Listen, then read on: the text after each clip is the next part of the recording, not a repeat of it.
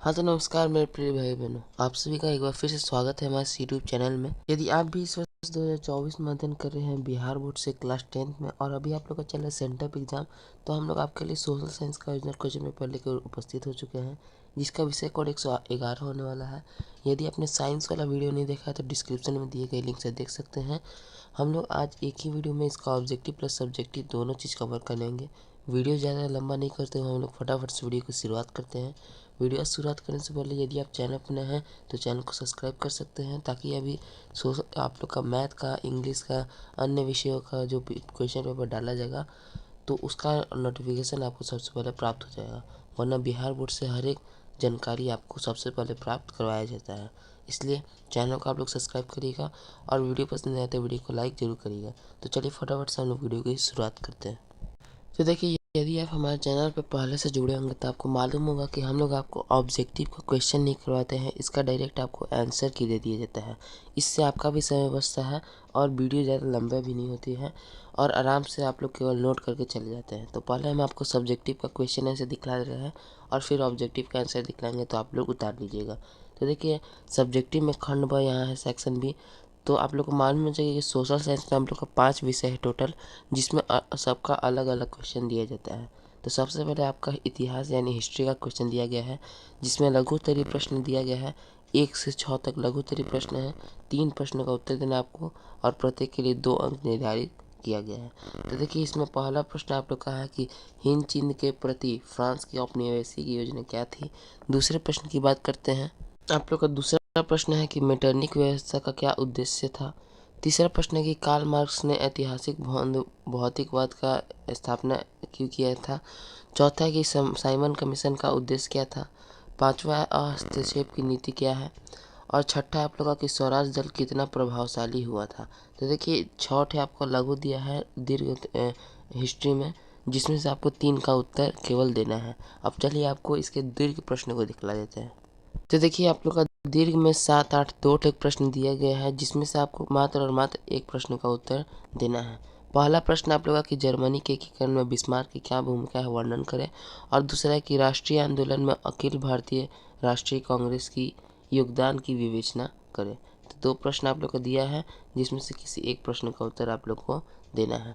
अब हिस्ट्री का तो मामला शॉर्ट हो गया। अब आपको हम लोग अगले सब्जेक्ट की ओर बढ़ते हैं। तो देखिए, अगला आप लोग का है सिविक्स का क्वेश्चन दिया गया है, जिसमें प्रश्न संख्या 9 है। इसमें भी आप लोग का इसमें नियम रहता है कि 4 ठे लघु उत्तरीय दिया है, जिसमें से आपको 2 प्रश्न का उत्तर देना है। ठीक, तो लघु उत्तरीय प्रश्न आप लोग का 9वां प्रश्न यानी सिविक्स का पहला प्रश्न है कि क्षेत्रीय राजनीतिक दल के रूप में मान्यता प्राप्त होने हेतु आवश्यक शर्त बताएं।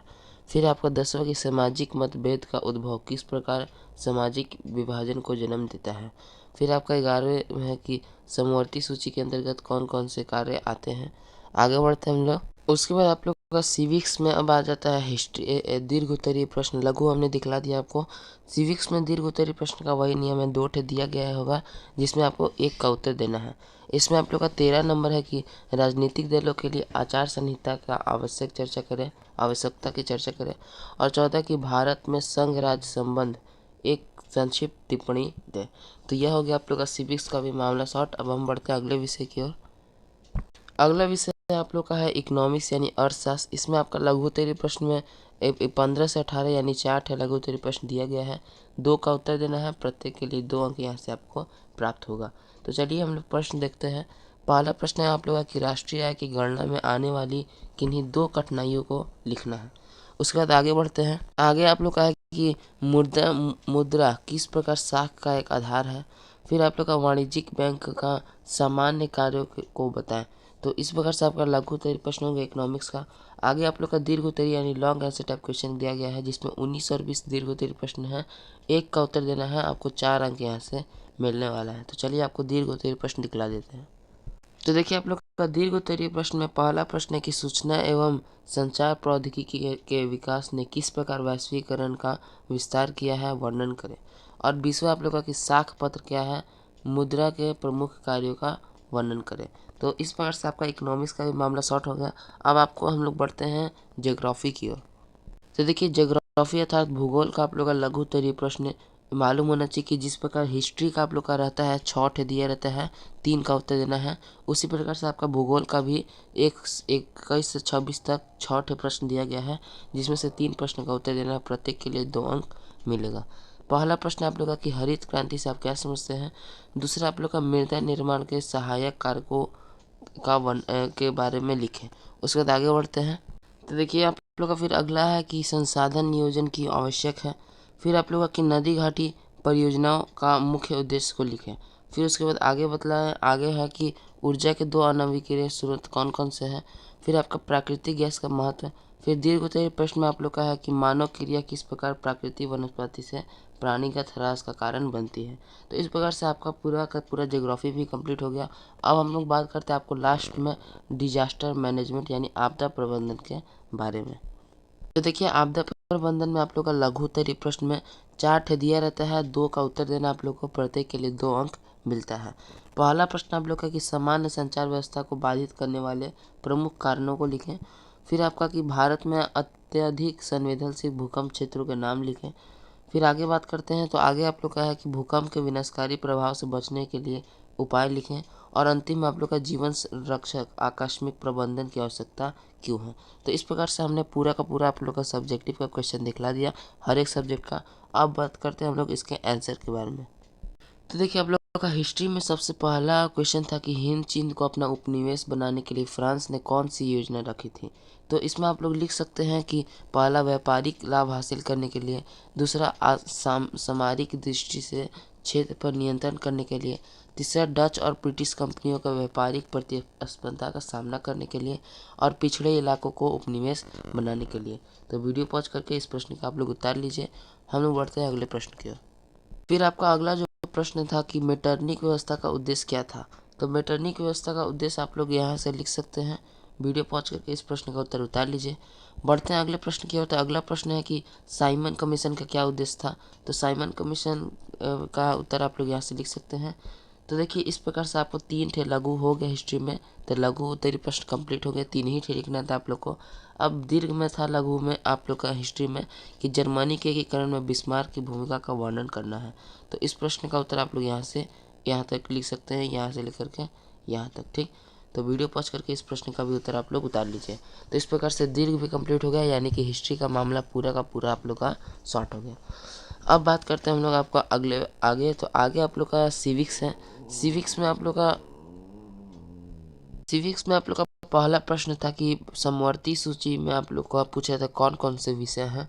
तो समवर्ती सूची के विषय आप लोग लिख सकते हैं आपराधिक कानून, विवाह और तलाक, कार्रवाई योग्य गलतियां, दिवालियापन, न्याय, ट्रस्टरी, साक्ष्य, शपथ, सिविल प्रक्रिया, अदालत और नामालूनी, मानसिक का कमी, जानवरों के लिए क्रूरता, रोकथाम, आर्थिक एवं सामाजिक नियोजन इत्यादि आप लोग लिख सकते हैं। तो इस प्रश्न का आप लोग उत्तर इस प्रकार से लिख सकते हैं। चलिए हम बढ़ते हैं अगले प्रश्न की ओर। अगला आपका प्रश्न है कि आप लोग का प्रश्न था कि देश की एकता का संघ राज्य का विशेषता क्या है। तो इसका उत्तर आप लोग यहाँ से लिख सकते हैं, 12वां प्रश्न का उत्तर। और ठीक है, फिर उसके बाद आप लोग का यह था क्षेत्रीय विविधता वाला, और उसके बाद आप लोग का संघ राज्य का। तो संघ राज्य का आप लोग यहाँ से यह उत्तर लिख सकते हैं। ये आप लोग का दीर्घ उत्तरीय प्रश्न आएगा। मन करे तो इसमें आप लोग थोड़ा मोड़ा अपने से बढ़ा सकते हैं। तो देखिए लघु में सिविक्स में आप लोग को मालूम है 2 ठे लघु लिखना था और 1 ठे दीर्घ। तो पहला लघु 11वां नंबर हो गया, दूसरा लघु 12वां नंबर हो गया, और दीर्घ की बात करें तो 14वां नंबर आप लोग का दीर्घ हो गया। तो सिविक्स का भी मामला शॉर्ट हो गया। अब बात करते हैं आप लोग का इकोनॉमिक्स का। तो इकोनॉमिक्स में आप लोग का पहला प्रश्न था कि राष्ट्रीय आय की गणना में कौन कौन सी कठिनाइयाँ आती हैं। 2 लिखना था। तो 2 कठिनाई हम लोग लिख करके लाए हैं। आप इसे वीडियो पॉज करके उतार सकते हैं। हम बढ़ते हैं अगले प्रश्न की ओर। अगला प्रश्न आप लोग का कि मानव विकास सूचकांक मानव विकास सूचकांक क्या है, इसके बारे में आप लोग को लिखना था। तो इसके हम उत्तर लिख सकते हैं आप लोग। ठीक, तो 2 ठे लघु इसका भी कंप्लीट हो गया। अब इसके दीर्घ की बात करते हैं। तो दीर्घ में आप लोग को लिखना होगा दूर संचार, इस सब के बारे में लिखना था। तो इसका उत्तर आप लोग यहाँ से लिख सकते हो 19वां नंबर का। ठीक, इतना तक इकोनॉमिक्स का हो गया, सिविक्स का हो गया, हिस्ट्री का हो गया। अब ज्योग्राफी की बात करते हैं। तो ज्योग्राफी में आप लोग का पहला लघु उत्तरीय प्रश्न का उत्तर यहाँ पे दिया गया है, आप इसे उतार सकते हैं। ठीक, हरित क्रांति के बारे में यह प्रश्न पूछ रहा था। फिर इसके बाद आप लोग का अगला प्रश्न है कि अगला प्रश्न के बारे का उत्तर यहाँ पे दिया गया है, जिसमें मृदा निर्माण के कारकों को लिखना था। और उसके बाद फिर आप लोग का अंतिम लघु उत्तरीय प्रश्न है कि संसाधन नियोजन के बारे में आप लोग को लिखना है। तो 3 ठे लघु का उत्तर देना था आप लोग को हिस्ट्री ज्योग्राफी में, हमने तीनों का उत्तर दे दिया। अब इसका दीर्घ की बात करते हैं हम लोग, तो दीर्घ का उत्तर आप लोग लिख सकते हैं, यह 29वां नंबर। आप लोग को 29वां में पूछा था कि समान संचार व्यवस्था को बाधित करने वाले कारकों को लिखना था, तो इसका उत्तर आप लोग यहाँ से लिख सकते हैं। तो हिस्ट्री ज्योग्राफी का भी मामला सॉर्ट हो गया। अब आप अंतिम में आप लोग का बचता है डिजास्टर मैनेजमेंट यानी आपदा प्रबंधन। तो चलिए उसके उत्तर को दिखला देते हैं। आप लोग का ज्योग्राफी में आप लोग का क्वेश्चन था कि भारत के अत्यधिक संवेदनशील भूकंप क्षेत्रों का नाम लिखना है। तो आप लोग लिख सकते हैं कि कश्मीर, पश्चिम हिमालय, उत्तर पूर्वी कच्छ और राजस्थान का गंगा मैदान। ठीक, तो इस प्रश्न का उत्तर लिख लेंगे। हम बढ़ते हैं अंतिम प्रश्न की ओर। तो अंतिम प्रश्न में आप लोग का पूछा था कि जीवन रक्षक आकस्मिक प्रबंधन की आवश्यकता क्या आवश्यकता है। तो इसका उत्तर आप यहाँ से यहाँ तक लिख सकते हैं। तो इस प्रकार से सब्जेक्टिव का तो मामला पूरा कंप्लीट हो गया। आप लोग A to Z हमने आपको दिखला दिया आपके सामने। अब बात करते हैं आप लोग का ऑब्जेक्टिव प्रश्न के आंसर की के बारे में। तो देखिए यार, आप लोग का ऑब्जेक्टिव का आंसर की ज्योग्राफी का आंसर की कहने का मतलब यही होता है कि पहला का सी, दूसरा का ए, तीसरा का डी, चौथा का बी, पाँचवा का बी। आप लोग का 100% यही एग्ज़ाम में आंसर की लड़ने वाला है, क्योंकि इसका प्रमाण आप लोग कल ही के एग्ज़ाम में देख सकते हैं, जिसमें आप लोग का हिंदी एवं संस्कृत का 100% पेपर लड़ा है। यह हम नहीं कह रहे हैं, यह आपका बोर्ड का हर एक कॉपी भी आप देख सकते हैं। तो आप लोग वीडियो पॉज करके हम लोग स्क्रॉल कर रहे हैं, इस चीज़ को उतार लीजिएगा। आपको 80 में से केवल 40 प्रश्न का उत्तर देना है, लेकिन हमने 80 प्रश्न का उत्तर दिया है। आपको कोई भी प्रश्न पर डाउट रहता है तो उस प्रश्न को छोड़ सकते हैं, क्योंकि 40 ही प्रश्न का देना है, तो 80 बनाने का कोई भी महत्व नहीं रहेगा। तो यहाँ तक 80 प्रश्न आप लोग का कंप्लीट हो गया। तो इस प्रकार से ऑब्जेक्टिव हमने बतला दिया, सब्जेक्टिव का क्वेश्चन दिखला दिया और उसका आंसर भी बतला दिया। तो आशा करते हैं कि आपको वीडियो पसंद आएगा। वीडियो पसंद आया तभी आप लोग अभी तक वीडियो में जुड़े हैं, इसलिए वीडियो को लाइक जरूर करिएगा।